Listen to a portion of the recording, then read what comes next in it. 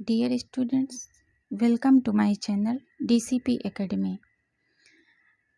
आप में से बहुत से स्टूडेंट्स काफ़ी समय से हमारे चैनल के साथ जुड़े हुए हैं और प्रतिदिन और भी नए स्टूडेंट्स लगातार हमारे चैनल के साथ जुड़ते जा रहे हैं।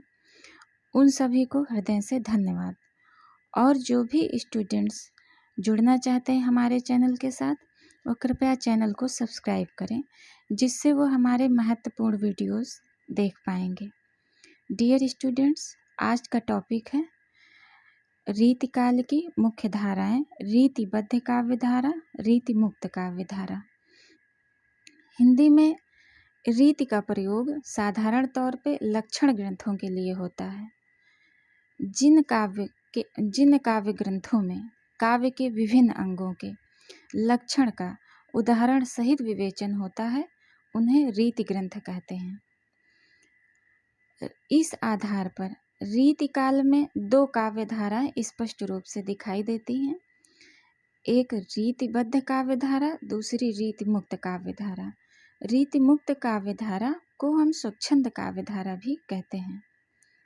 रीतिबद्ध काव्य धारा से हमारा अर्थ है जिसमें अलंकार, रस, नायिका भेद आदि काव्यांगों की रचना हुई है। और रीतिकालीन अधिकांश कवियों ने अपने आचार्यत्व के मोह में पढ़कर इसी प्रकार के काव्य की रचना की है। इसमें केशव दास, मतीराम, कुलपति मिश्र, चिंतामणि, देवदत्त, सोमनाथ, भिखारीदास, श्रीपति और पद्माकर इस श्रेणी के आचार्य हैं। इन कवियों ने काव्य के सभी अंगों का विवेचन करने का प्रयास किया है। इसमें रस, ध्वनि, अलंकार के विवेचनों की प्रधानता रही है। ये कवि अधिकांश अपनी प्रसिद्धि के कारण, इनकी प्रसिद्धि का गुण भी यही है, इनके रस, ध्वनि, अलंकार। इनके ये सभी आचार्य संस्कृत के मम्मट और कविराज विश्वनाथ से अधिक प्रभावित हैं। इसलिए इनके सभी रचनाओं में मौलिकता का अधिक प्रभाव है। रीति मुक्त काव्य धारा, जिसको हम स्वच्छंद काव्य धारा भी कहते हैं, इस काव्य धारा में अलंकार की परंपरा थोड़ी दूर तक प्रचलित मार्ग से अलग होकर के और अपनी स्वच्छंद एक काव्य धारा में वो चल पड़ी।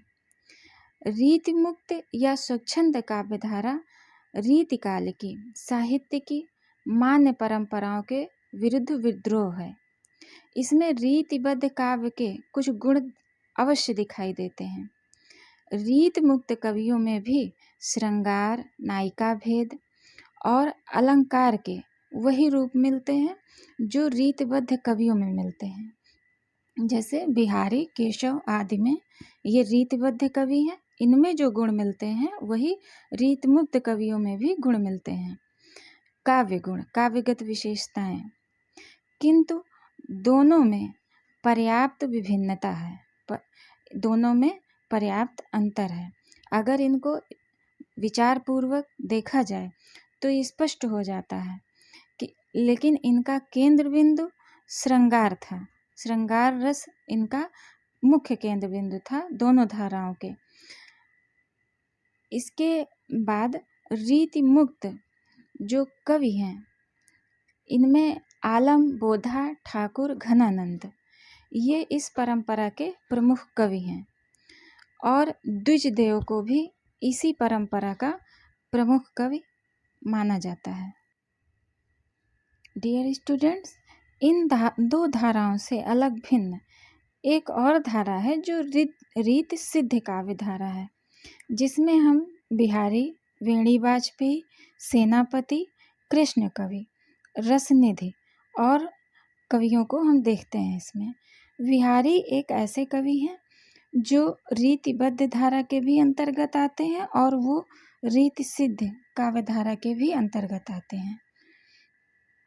इस प्रकार हमारे ये जो कवि हैं वो रीत मुक्त कवियों की कुछ विशेषताएं अलग थी रीतिबद्ध से।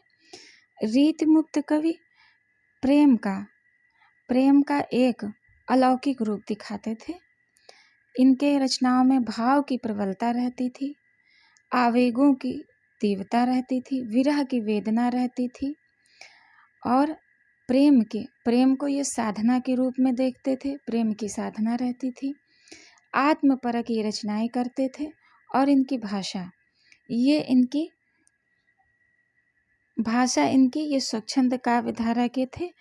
तो इनकी भाषा रीतिबद्ध कवियों से अधिक उसमें स्वाभाविकता थी और उससे अधिक भाषा इनकी श्रेष्ठ थी।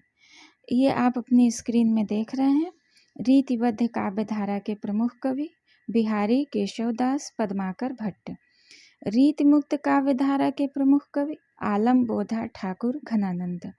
और रीतिबद्ध काव्य धारा के प्रमुख कवि बिहारी, वेणी, वाजपेयी, सेनापति, कृष्ण कवि और रसनिधि।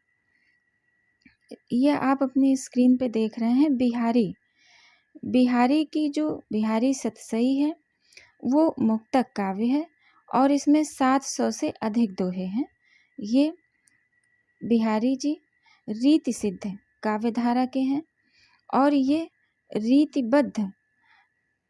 रीति सिद्ध काव्य धारा के भी हैं और ये रीतिबद्ध काव्य धारा के भी अंतर्गत आते हैं। प्रमुखता ये रीतिबद्ध काव्य धारा के हैं और रीति सिद्ध भी काव्य धारा के हैं। ये केशवदास इनकी रचनाएं हैं। ये केशवदास जी रीतिबद्ध काव्य धारा के हैं और इनकी रचनाएं रामचंद्रिका, विज्ञान गीता, जहांगीर जस चंद्रिका, रसिक प्रिया, ये इनकी प्रमुख रचनाएं हैं। घनानंद रीति मुक्त काव्य धारा के कवि हैं। इनकी रचनाएं हैं सुजान सागर, विरह लीला, कृपाकंड निबंध और रसिकेल वल्ली, ये इनकी प्रमुख रचनाएं हैं। कवि बोधा रीति मुक्त काव्य धारा के कवि हैं और इश्कनामा, विरह, वारिश, ये इनकी मुख्य रचनाएं हैं। इस प्रकार आप देख रहे हैं स्टूडेंट्स कि ये रीतिबद्ध काव्य धारा और रीति मुक्त काव्य धारा, इसमें एक पर्याप्त अंतर है। अगर आपको हमारा ये वीडियो अच्छा लगा तो कृपया आप कमेंट बॉक्स में बताएं और आप हमारे चैनल को सब्सक्राइब करें। हमारा ये वीडियो देखने के लिए धन्यवाद।